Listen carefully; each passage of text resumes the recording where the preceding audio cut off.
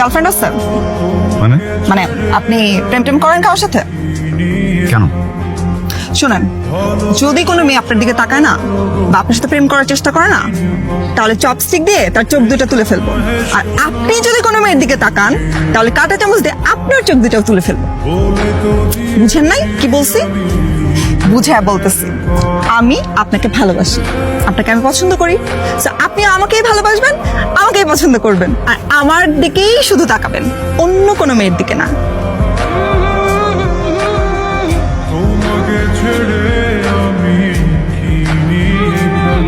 এতক্ষণ যা বলছি একদম ফিলিংস থেকে বলছি। হাই মে, জি ভাইয়া। কি নাম তোমার? ভাইয়া ইশরা। ওদিকের বাতাস ভালো। কিন্তু আপনি কি ওকে বলবেন আমি থাকি? না, পানিতে চুবাবো। থাকো। বাতাস কি আসে ভাইয়া? বাতাসটা অনেক দূর। ভাইয়া আম সো সরি ভাইয়া, আমি তো উল্টাপাল্টা কি বলে ফেলছি ভাইয়া। আমি তো আমার বাসায় ভাইয়া হ্যান্ড ওয়াশ দিয়ে হাত ধুয়ে হাত দিয়ে ভাত খাই।